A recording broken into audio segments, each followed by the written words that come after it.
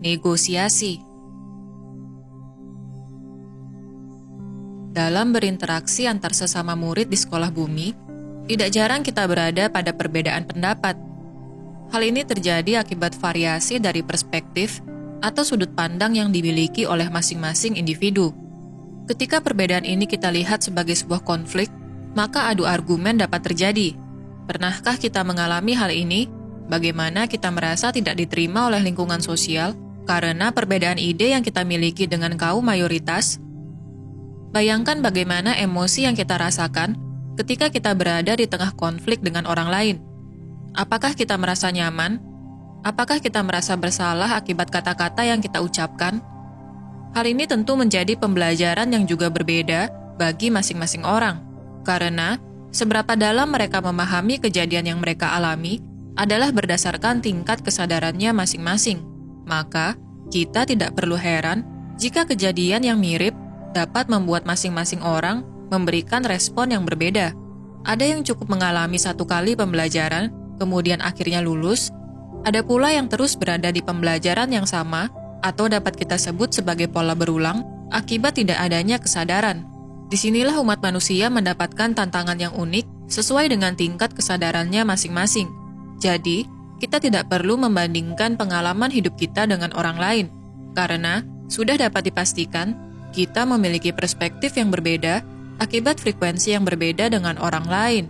Kemudian, bagaimana cara kita agar terhindar dari konflik atau adu argumen ketika kita harus berada di tengah-tengah lingkungan sosial? Cara yang paling ampuh sebenarnya adalah dengan tidak memberikan respon sama sekali atau dengan menjadi diam, di mana kita tidak mengeluarkan energi sama sekali terhadap energi orang lain. Hal ini adalah perilaku yang paling aman yang dapat kita lakukan ketika kita masih belum mampu mengendalikan energi kita sendiri. Ini adalah fase di mana kita masih mendalami lapisan energi diri dan berusaha memahami diri, sehingga secara alami kita tidak ingin terjerat dengan energi orang lain. Maka, biasanya ketika kita berada di fase ini, kita akan menjauh dari keramaian dan memilih untuk menghabiskan waktu sendiri. Karena kita membutuhkan waktu untuk menyembuhkan trauma serta luka batin yang kita alami. Namun, ketika kita sudah mulai memaafkan diri sendiri dan melepaskan memori masa lalu, akan muncul keinginan dalam diri kita untuk kembali berinteraksi dengan orang lain.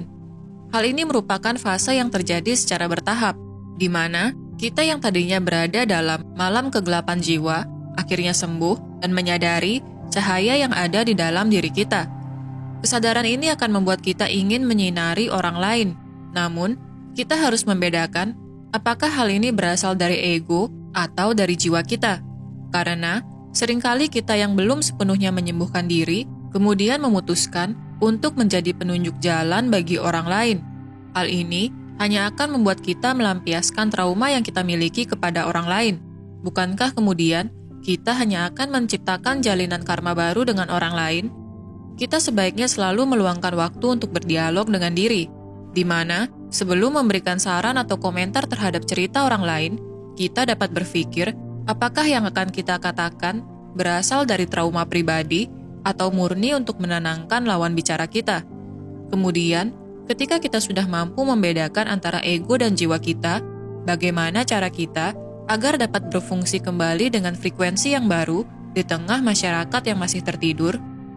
Seni mendengarkan adalah hal pertama yang dapat kita lakukan sebelum kita dapat bernegosiasi dengan orang lain. Tidak jarang, kita akan berada di situasi di mana kita harus bekerja sama dengan orang lain.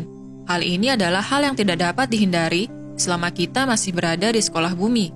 Kita harus dapat menerima berbagai perspektif yang berbeda sesuai dengan frekuensi yang dipancarkan oleh masing-masing individu.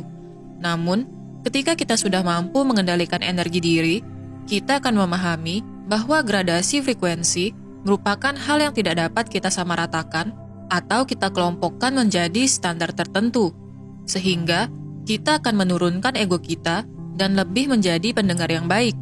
Hal ini kita lakukan agar dapat memahami bagaimana kondisi mental dari lawan bicara kita.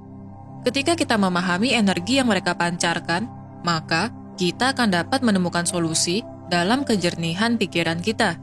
Karena sejatinya setiap orang ingin didengarkan, sama seperti bagaimana kita ingin dipahami oleh orang lain. Ketika kita melakukan hal ini, maka kita akan dapat melakukan negosiasi dengan sehat agar dapat bekerja sama atau bersinergi dengan orang-orang yang berada pada frekuensi yang berbeda dengan kita. Kita akan dapat mempelajari banyak hal, terutama sudut pandang dari masing-masing individu, di mana hal ini akan membuat kesabaran kita diuji. Namun, satu hal yang perlu kita ingat adalah kita tidak bisa berekspektasi bahwa lawan bicara kita akan memiliki tingkat kesadaran yang sama dengan kita. Artinya, terkadang kita perlu menjelaskan dengan sederhana apa yang kita maksudkan kepada lawan bicara kita agar mereka menyadari bahwa niatan kita adalah berdasarkan cinta kasih, bukan ego. Latihlah seni mendengarkan, maka kita akan mampu menghindari konflik dan adu argumen dengan negosiasi yang sehat.